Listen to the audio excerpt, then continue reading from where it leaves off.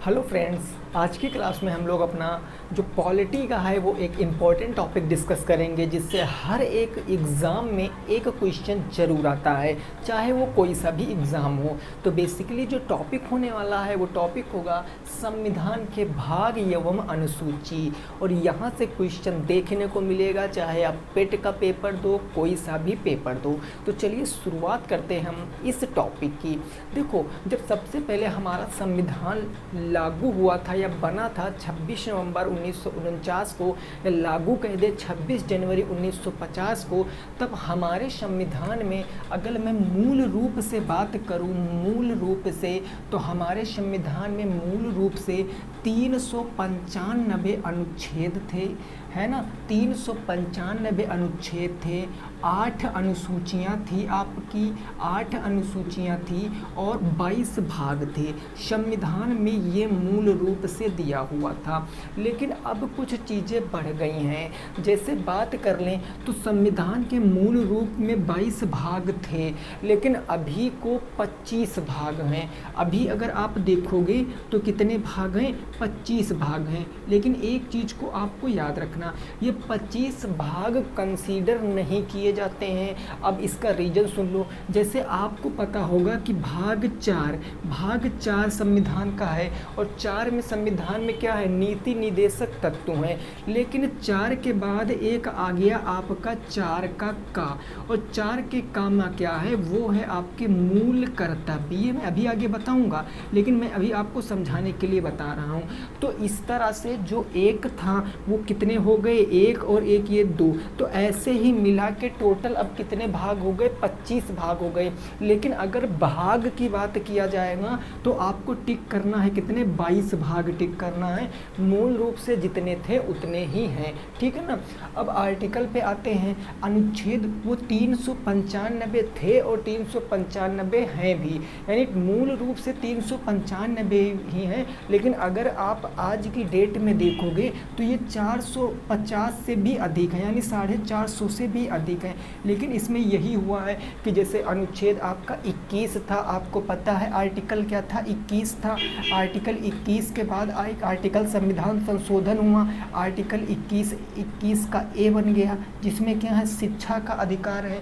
तो 21A जो कि 2000 किस में लागू हुआ? 2009 में लागू हो गया, है ना। तो इस तरीके से जितने भी आर्टिकलों में आपको ये लिखा मिल जाएगा ए, इसका मतलब ये बाद में जोड़े गए। तो मूल रूप से अगर बात किया जाएगा तो 395 ही टिक करना है, लेकिन है तो अभी 450 से भी ज़्यादा हो गए हैं। ठीक, इतनी बात समझ के देखो। अब अनुसूची की बात करें, अनुसूचियाँ 8 थी मूल रूप से, 8। लेकिन इस टाइम अगर वर्तमान समय की बात किया जाएगा तो वर्तमान समय में 12 अनुसूचियाँ आ जाती हैं, 12 अनुसूचियाँ। तो हम शुरुआत करेंगे सबसे पहले अनुसूचियों से, एक एक करके, और क्या क्या क्वेश्चन अभी तक बने हैं और क्या क्या बन सकते हैं उनको भी हम डिस्कस करेंगे।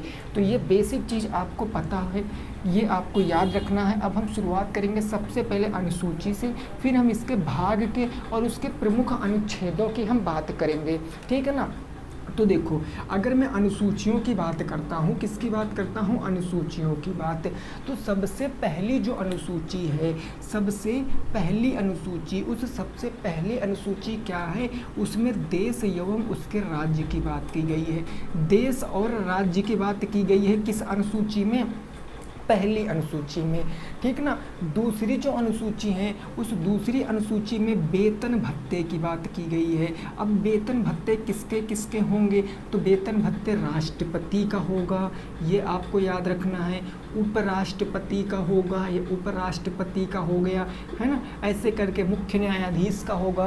तो वेतन भत्ते किसके? राष्ट्रपति, उपराष्ट्रपति, ये सब किस अनुसूची में है? तो ये सब दूसरी अनुसूची में है। इसमें वेतन भत्ते की बात की गई है। तीसरी अनुसूची, तो तीसरी अनुसूची में शपथ है, यानी कि किसकी शपथ? राष्ट्रपति की शपथ, उपराष्ट्रपति की शपथ, सुप्रीम कोर्ट के न्यायाधीश की शपथ। तो इन सब की बात कहाँ है? अनुसूची नंबर 3 में है। अनुसूची नंबर अगर मैं 4 की बात कर लूँ तो यहाँ पर राज्यसभा के प्रतिनिधित्व की बात की गई है। कहाँ पर? अनुसूची नंबर 4 में। तो आपको याद रखना राज्यसभा के प्रतिनिधित्व की बात कहाँ पर की गई है, तो वो अनुसूची नंबर 4 में की गई है, ठीक है ना। अगर अनुसूची नंबर 5 की बात किया जाए तो अनुसूची नंबर 5 में जो आपका SC है और जो आपका ST है, इसके अधिकारों की बात की गई। SC ST का मतलब होता है अनुसूचित जाति और अनुसूचित जनजाति। अनुसूचित जाति और अनुसूचित जनजाति ये होता है ST ST का मतलब, ठीक ना। ये चीज़ आपको याद रखना है, अनुसूचित जनजाति, ठीक बात ना। ये किस सूची में है, तो 5वीं अनुसूची में है। 6वीं अनुसूची की बात कर लें तो 6वीं अनुसूची में आ जाता है केवल ST आ जाता है शेड्यूल ट्राइब। लेकिन ये कुछ विशेष राज्यों में ही इसकी बात की गई है। और कौन कौन से राज्य हैं, नंबर 1 पर है आपका असम, फिर है आपका मिजोरम, असम, मिजोरम, और फिर है आपका मेघालय, और लास्ट में आपका आ जाता है कौन सा, त्रिपुरा। ये त्रिपुरा। अब यहाँ से क्वेश्चन देखो, 6 अनुसूचियाँ हो गई ना। अब 6 अनुसूचियों से कौन कौन से क्वेश्चन बनते हैं उस जरा बातों को समझना। सबसे पहली अनुसूची आपको क्या याद रखना है कि देश एवं राज्य की बात की गई है। अब मेन मुद्दा आता है कि सर हम इन अनुसूचियों को याद कैसे करेंगे, तो मैं आपको थोड़ा सा बता दे रहा हूँ। अगर उस पर आप वर्क करोगे तो आपको याद हो जाएगा। देखो, अगर आप कोई बुक खोजते हो, कोई बुक अगर आप खोलते हो तो उस बुक में सबसे पहले आपका क्या लिखा होता है, पाठ्यक्रम लिखा हुआ होता है कि पाठ 1 ये, पाठ 2, यानी कि उस विषय के बारे में पूरी हमें शॉर्ट जानकारी दी गई होती है। ठीक उसी प्रकार संविधान की पहली अनुसूची में जो हमारा देश है, देश के जो राज्य हैं उनके विषय में जानकारी दी गई किस अनुसूची में, पहली अनुसूची में। फिर दूसरी अनुसूची की आ जाती है वेतन भत्ते। अब वेतन भत्ते से हम कैसे याद रखेंगे, तो एक चीज़ आप देखो इस चीज़ को अपनी निजी लाइफ से ना समझना, लेकिन मैं याद कराने के लिए आपको बता रहा हूँ। यहाँ आपको 2 दिख रहा है ना, 2 का मतलब 2 नंबर, और वेतन का मतलब आप क्या समझोगे, पैसा। वेतन का मतलब आप क्या समझोगे, पैसा। तो 2 नंबर से बहुत सारा पैसा कमाया जाता है, ऐसा याद रखोगे। 2 नंबर से क्या किया जाता है, बहुत ज़्यादा पैसा कमाया जाता है। और पैसे का मतलब क्या हो गया, वेतन हो गया। तो बात हो गई एकदम बिल्कुल क्लियर। अब तीसरी कैसे याद रखोगे, शपथ। तीसरी में देखो यहाँ पर 3 है और 3 ही इसमें लेटर हैं, सा, पा और ता। शपथ 3 ही लेटर हैं और ये तीसरे नंबर पर आती है, और तीसरी हमारी याद हो गई। चौथी की बात क्या करें, तो चौथी को कैसे याद रखेंगे जरा समझो। चौथी हम याद रखेंगे 4 से क्या हो गए, लोग। अब जहाँ 4 लोग हो गए वहाँ क्या बन जाएगी, वहाँ सभा बन जाएगी। जहाँ भी 4 लोग होंगे वहाँ सभा बन जाएगी। तो 4 से याद रखेंगे कि राज्यसभा के प्रतिनिधित्व की बात की गई, याद रखना। चौथी अनुसूची में जो आपका लोकसभा है उसकी बात नहीं की गई है, केवल आपके राज्यसभा की बात की गई है। उसके प्रतिनिधित्व की बात किस अनुसूची में की गई, तो चौथी अनुसूची में। ठीक, अब 5वीं अनुसूची में बात कर लें तो 5वीं अनुसूची आपको बस तुरंत याद हो जाएगी। ये 5 जो है, ये 5 कुछ आपका एस टाइप का बनता है कि नहीं बनता है। कुछ लोग 5 ऐसे बनाते हैं, हम भाई जल्दी में ऐसे बना देते हैं। तो ये एस टाइप का 5 बन गया ना। तो एस से क्या होता है, एसटी और एससी की बात किस अनुसूची में की गई, तो 5 नंबर अनुसूची में। ये देखो 5 नंबर अनुसूची में एससी और एसटी की बात की गई, यानी अनुसूचित जाति और अनुसूचित जनजाति। ठीक है ना। 6 नंबर की बात कर ली तो 6 नंबर में एसटी वो भी किस राज्यों में, असम, मिजोरम, मेघालय और त्रिपुरा। और यहीं से आप अगर लिखना चाहो तो लिख सकते हो मणिपुर। कई बार हमने भी ये क्वेश्चन गलत किया है, पेपर में आया कि निम्नलिखित में से 5वीं अनुसूची में कौन सा राज्य नहीं है, तो आपको याद रखना मणिपुर राज्य नहीं है। हम जल्दी में याद करते हैं तो मेघालय, ठीक है ना, मिजोरम और यहाँ से क्या असम, मिजोरम, मेघालय, त्रिपुरा। तो ये आपको याद रखना, ये 4 हैं। लेकिन अगर मणिपुर की बात किया जाएगा तो ये यहाँ पर नहीं है, क्योंकि मिजोरम मेघालय के बाद डायरेक्ट मणिपुर ही जुबां पे आता है, जो कि गलत हो जाएगा। तो मणिपुर इस 5वीं अनुसूची में, 6वीं अनुसूची में नहीं है। तो ये 6 अनुसूचियाँ हो गई हैं। 6 के बाद अब कितनी बची, 6 अनुसूचियाँ बची हैं, तो उनको भी हम डिस्कस करते हैं। इतना आपके समझ में आ गया होगा। वेतन राष्ट्रपति, उपराष्ट्रपति, सुप्रीम कोर्ट के न्यायाधीश है ना, और यहाँ पर शपथ ये भी।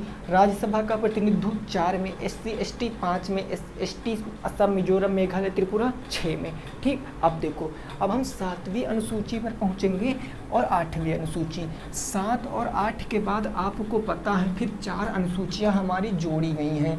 4 अनुसूचियां जोड़ी गई हैं तो उसके हमको सन भी याद रखने हैं। सबसे पहले देखो 7वीं अनुसूची। 7वीं अनुसूची में आपके 3 प्रकार की सूचियां हैं। कौन कौन सी? एक तो है आपकी संघ सूची, संघ सूची है 7वीं में, और उसके बाद है राज्य सूची, ये हो गई राज्य सूची, और इन दोनों को मिला के क्या बन गई? समवर्ती सूची। ये बन गई समवर्ती सूची, संघ सूची, राज्य सूची, समवर्ती सूची। ये किस अनुसूची में है? 7वीं अनुसूची में। अगर संघ सूची की बात की जाए तो मूल रूप से संविधान में कितने विषय थे? तो इसके 97 विषय थे। मूल रूप से संघ सूची के कितने विषय थे? 97 विषय थे। और यहाँ से क्वेश्चन पूछा जाता है कि मूल रूप से संघ सूची में कितने विषय थे? तो 97 विषय थे। लेकिन अगर वर्तमान की बात की जाएगी तो वर्तमान में 100 से भी ज़्यादा विषय हो चुके हैं संघ सूची में। ठीक है ना।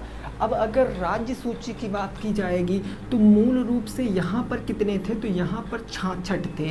यहाँ मूल रूप से 66 विषय थे, लेकिन वर्तमान में यहाँ पर कितने हो गए हैं? वर्तमान में 62 विषय हो गए हैं राज्य सूची में। अगर समवर्ती सूची की बात की जाएगी तो समवर्ती सूची में मूल रूप से कितने विषय थे? तो मूल रूप से 47 विषय थे, लेकिन अगर वर्तमान की बात की जाएगी तो यहाँ पर कितने हो गए? 52 विषय हो गए हैं। तो ये जो डेटा है ये आपको ज़रूर याद रखना है। अगर पूछेगा संघ सूची में मूल रूप से कितने विषय थे? 97 विषय थे, वर्तमान में 100 प्लस हो गए हैं। राज्य सूची में मूल रूप से 66 विषय थे, अब कितने हो गए? 62 हो गए। समवर्ती सूची में मूल रूप से 47 थे और अब कितने हो गए? 52 हो गए। अब कुछ लोगों को ये समझ नहीं आता कि संघ सूची क्या है, राज्य सूची क्या है, समवर्ती सूची क्या है। तो समझो, संघ का मतलब क्या होता है? केंद्र, मतलब ऐसे कार्य जो हमारे केंद्र के द्वारा ही होते हैं सिर्फ। जैसे आप ऐसे समझो, आपने कभी ये देखा होगा कि भारत सरकार यानी भारत रेलवे होता नहीं, भारत रेलवे यानी जो रेलवे है वो भारत के अंदर आता है, मतलब पूरी सेंट्रल संघ सूची के अंदर आएगा। क्या कभी ट्रेन पर आपने ये लिखा देखा है उत्तर प्रदेश रेल, लिखा देखा उत्तराखंड रेल, तमिलनाडु रेल? ये आपने नहीं देखा ना, ये तो आपने देखा नहीं होगा। क्यों? क्योंकि जो आपका रेल विभाग है संघ सूची में आता है। ऐसे कई सारे विभाग इसमें आते हैं, राज्य सूची में भी आते हैं। और इन दोनों के जो दोनों में होते हैं, जो दोनों में होते हैं वो कहाँ जाता है? समवर्ती सूची में। और समवर्ती सूची का बेस्ट एग्जाम्पल है एजुकेशन सिस्टम। शिक्षा व्यवस्था जो है वो राज्य की भी शिक्षा व्यवस्था होती है और केंद्र की भी शिक्षा व्यवस्था होती है। तो इन दोनों का जो सिस्टम मिलकर जो बना वो समवर्ती सूची में आ जाएगा। ठीक बात ना। ये बात किसकी हो गई? 7वीं अनुसूची की हो गई। 8वीं अनुसूची ये बहुत इंपॉर्टेंट है, ये तो सबका पता होगा भैया। किसकी बात की गई है? भाषा की बात की गई है। और यहाँ से आपको जरूर याद रखना है क्वेश्चन क्या, भाषा की बात याद रखना है क्या? अगर मूल रूप से पूछा जाएगा जब हमारा संविधान बन गया था तो मूल रूप से वहाँ पर कितनी भाषाएं थी? 14 भाषा थी। मूल रूप से 14 भाषा थी। लेकिन उसके बाद क्या हुआ? उसके बाद 1967 में एक क्या हुआ? संविधान संशोधन हुआ। 1967 में एक संविधान संशोधन हुआ जिसके द्वारा सिंधी भाषा जोड़ी गई। कौन सी भाषा जोड़ी गई? सिंधी भाषा। कब जोड़ी गई? 1967 में। सन बहुत इंपॉर्टेंट है। उसके बाद 1992 में एक संविधान संशोधन हुआ जहाँ पर 3 भाषाएं जोड़ी गई, जिसको हम नमक से याद कर लेते हैं। कौन कौन सी? तो कोंकणी है एक कौन सी भाषा है भाई? कोंकणी भाषा है। एक मणिपुरी है, एक मणिपुरी, और एक आपकी हो गई नेपाली। ये हो गई एक नेपाली। तो 3 भाषाएं कौन सी जोड़ी गई हैं 1992 में? कोंकणी, मणिपुरी और नेपाली। फिर एक संविधान संशोधन हो गया 2004 में, और 2004 में जो संविधान संशोधन हो गया वहाँ पर आपकी 4 नई भाषाएं जोड़ दी गई। कौन कौन सी? तो आपको याद रखना 4 नई भाषाएं कौन कौन सी जोड़ी गई हैं। तो बोडो पहली आ गई, बोडो, फिर दूसरी है डोगरी, बोडो, डोगरी, मैथिली और संथाली, ठीक है ना, मैथिली और संथाली, ये 4 भाषाएं जोड़ी गई किस संविधान के संशोधन में, तो 2004 के संशोधन में। आपको ये नहीं याद रखना कि किस नंबर का संशोधन है, आपको ये याद रखना कि सिंधी कब जोड़ी गई 1967 में, कोंकणी, मणिपुरी और नेपाली कब जोड़ी गई 1992 में, 2004 में क्या जोड़ा गया, बोडो, डोगरी, मैथिली और संथाली। तो कुल मिला के अगर अब वर्तमान में पूछा जाएगा कि वर्तमान में हमारे संविधान में कितनी भाषाएं हैं, तो 22 भाषाएं हैं। वर्तमान में कितनी भाषाएं हैं, तो ये 22 भाषाएं हैं। मूल रूप से कितनी थी, 14, 14 के बाद सिंधी जोड़ी गई 15, 15 के बाद 3 ये जोड़ी गई हो गई 18, 18 के बाद 4 ये जोड़ी गई हो गई 22। तो मूल रूप से 14 थी, लेकिन अब कितनी हो गई, 22 हो गए। तो ये वे 8 अनुसूचियां थी जो मूल रूप से हमारे संविधान में थी, लेकिन अब 4 अनुसूचियां जोड़ी गई बाद में, और कब कब जोड़ी गई उनकी भी हम बात कर लेते हैं। तो इसका चाहो तो स्क्रीनशॉट ले सकते हो, यहाँ से क्वेश्चन देखने को मिलेगा, आप कोई सा भी एग्ज़ाम देने जाओ, ठीक बात ना। चलिए अब देखो, अब हम बात करेंगे कि 9वीं अनुसूची हमारी कौन सी है, 10वीं कौन सी है, 11वीं कौन सी है और 12वीं कौन सी है। इस चीज़ को हम समझने का प्रयास यहाँ से करेंगे। अब देखो भाई, अगर मैं 9वीं अनुसूची की बात करता हूँ 9 नंबर की, तो 9वीं अनुसूची है आपकी भूमि सुधार से संबंधित, भूमि सुधार से संबंधित है अनुसूची। आपको पता होगा कि हमारे जब संविधान का निर्माण हुआ था उस समय कई राजाओं के पास, आपको पता है ना, 542 क्या थी, देसी रियासतें थी। तो उसके बाद आपको तो याद ही होगा, फिर कुछ 539 रियासतों को मिला लिया गया, 3 रियासतें बच गई थी, हैदराबाद की थी, ऐसे करके काफ़ी सारे थी। तो वहाँ पर कई लोगों, राजाओं के पास बहुत सारा भूमि होता था, तो उस भूमि को उनसे ले लेते थे और बांटने का प्रयास करते थे जो भूमिहीन व्यक्ति थे। तो वही है आपका भूमि सुधार। ये अनुसूची आपकी जोड़ी गई, और कब जोड़ी गई, तो पहले संशोधन से, पहले संविधान संशोधन से ये अनुसूची जोड़ी गई। कौन सी अनुसूची, तो ये भाई जोड़ी गई कौन सी, 9वीं अनुसूची, पहले संविधान संशोधन से। और ये पहला संविधान संशोधन कब हुआ, 1951 में हुआ। और ये कई बार पेपर में पूछा गया कि पहला संविधान संशोधन कब हुआ है, 1951 में हुआ है। तो क्या पता इस बार पूछ ले कि भूमि सुधार अनुसूची किस आपके संविधान संशोधन में जोड़ी गई, 1951 के पहले संविधान संशोधन में। या ऐसे भी क्वेश्चन बनता है कि 9वीं अनुसूची कब जोड़ी गई, तो आपको याद रखना पहले संविधान संशोधन 1951 में जोड़ी गई, ठीक है ना। ये हो गई 9वीं अनुसूची। 10वीं अनुसूची की बात कर लें तो 10वीं अनुसूची क्या है, दल बदल कानून। इसको हम क्या बोलते हैं, दल बदल कानून। और ये कब जोड़ी गई है दल बदल कानून, तो ये संविधान में हो गया 52वां संविधान संशोधन, 52वां संशोधन हुआ। और इस संशोधन में क्या जोड़ी गई, तो ये अनुसूची जोड़ी गई। 52वां संविधान संशोधन कब हुआ, तो 1985 को हुआ। 1985 में 52वां संविधान संशोधन के तहत दल बदल कानून जोड़ा गया, क्योंकि पूर्ण बहुमत से पहली बार कांग्रेस की सरकार बनी थी। तो इसीलिए ये अनुसूची जोड़ी गई कि अब जो लोग जीते हैं, जीतने के बाद हो सकता है वो अपना दल बदल लें, पार्टी बदल लें, इसीलिए ये अनुसूची जोड़ी गई जिसको दल बदल कानून बोलते हैं। 52वें संविधान संशोधन 1985 के द्वारा इसको जोड़ा गया है। 11वीं अनुसूची की बात कर लेते हैं, और ये इतनी ज़्यादा इम्पोर्टेंट है कि आप जितने स्टार बनाओ उतने कम है। 11वीं अनुसूची किससे संबंधित है, तो ये ग्राम पंचायत से संबंधित है, ठीक है ना, ग्राम पंचायत से संबंधित है। और इस अनुसूची को 73वें संविधान संशोधन के द्वारा जोड़ा गया। और कब जोड़ा गया, तो ये संविधान संशोधन हुआ 1993 में। ग्राम पंचायत जो कि किस अनुसूची में है, 11वीं अनुसूची में है।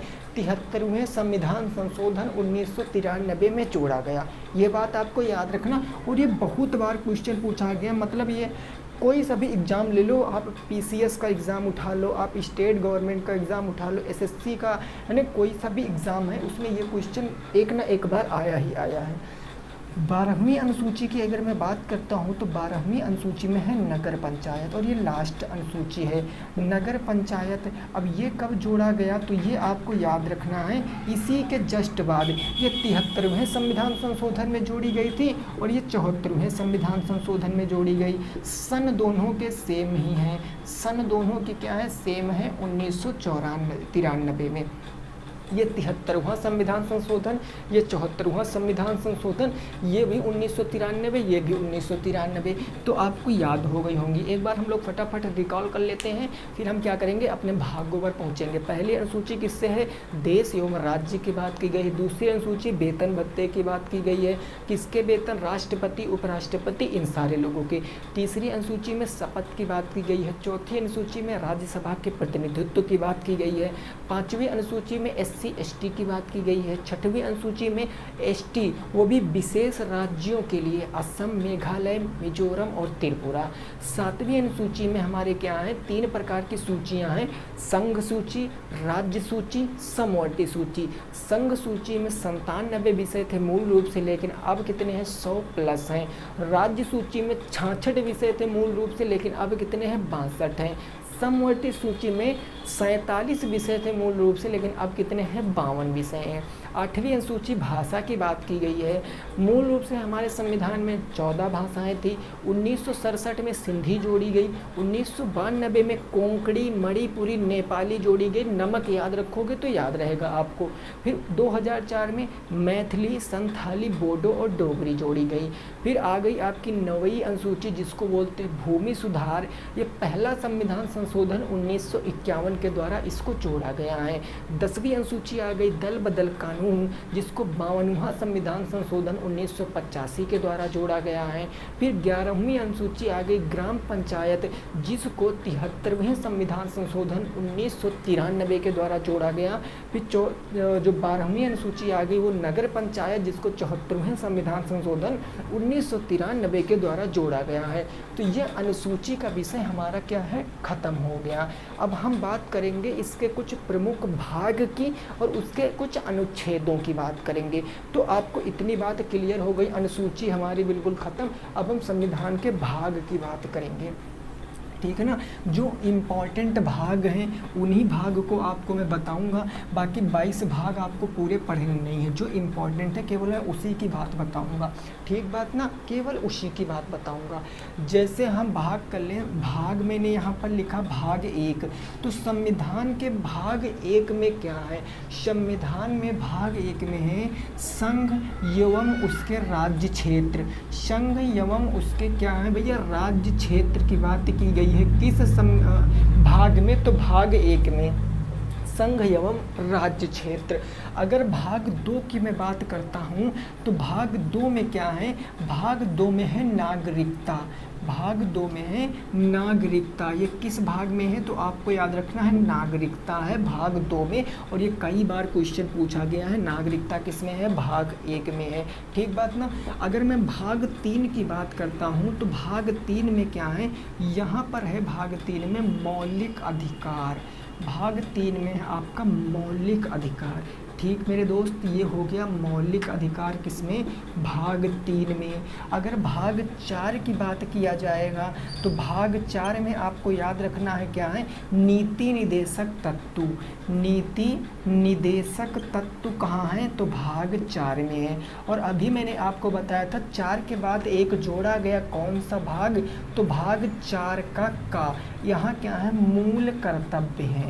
यहाँ आपको याद रखना है मूल कर्तव्य है भाग 4 में। भाग अगर मैं 5 की बात करता हूँ तो भाग 5 में है संघ की बात की गई है, ठीक है ना।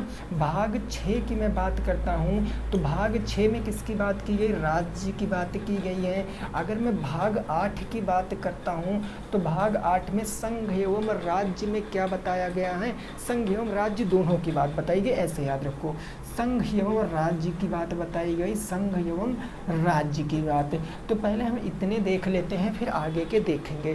देखो भाग एक में क्या है, संघ एवं राज्य क्षेत्र। और अगर इसके आप अनुच्छेद लिखना चाहते हो तो आर्टिकल नंबर 1 से कहाँ तक है, 1 से लेकर आर्टिकल नंबर 4 तक है।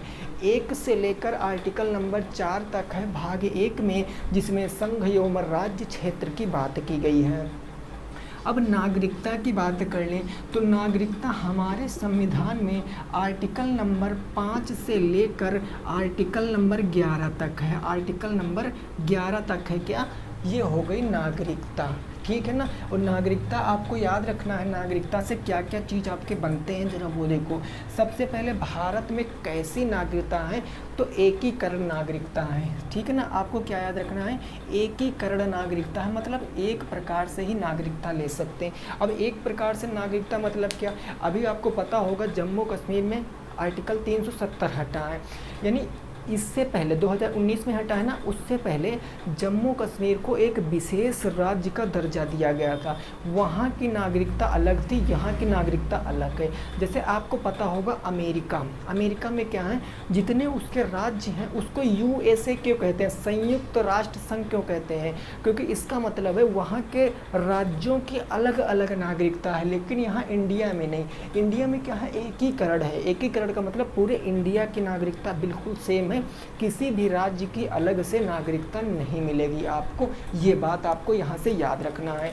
देन दूसरी बात करें, नागरिकता ली कहाँ से दी गई है, तो ये ब्रिटेन के संविधान से ली गई है नागरिकता, ब्रिटेन के संविधान से नागरिकता ली गई है।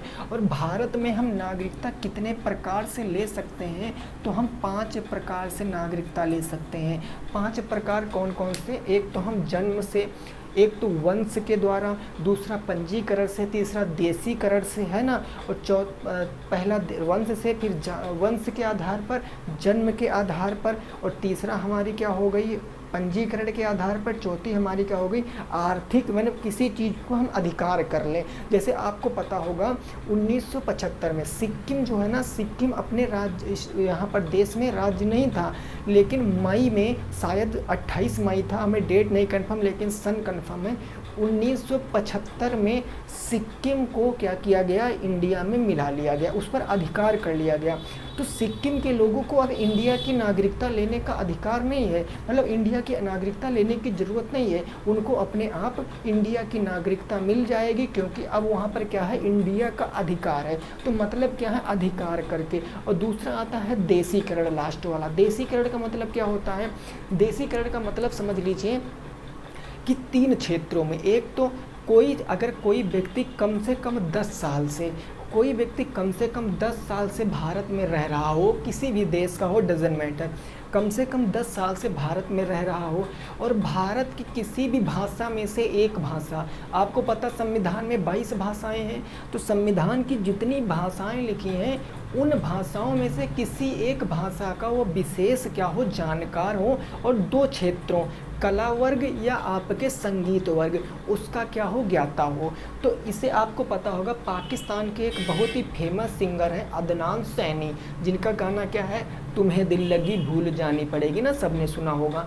तो उनको जो नागरिकता मिली है वो देशीकरण के द्वारा मिली है। अब वो भारत के नागरिक हो गए हैं, क्योंकि 10 साल से ज़्यादा से वो भारत में रह रहे हैं, उनको हिंदी का ज्ञान भी है ना, आपको याद है अच्छे से, कई भाषाओं का ज्ञान भी है, और वो संगीत के क्षेत्र में अच्छा खासा एक्सपीरियंस है, इसीलिए उनको नागरिकता किससे मिली है, देशीकरण से। तो ये चीज़ आपको याद रखना, नागरिकता 5 प्रकार से मिल सकती है, ये ब्रिटेन से ली गई है, ये एकीकरण, ठीक है ना।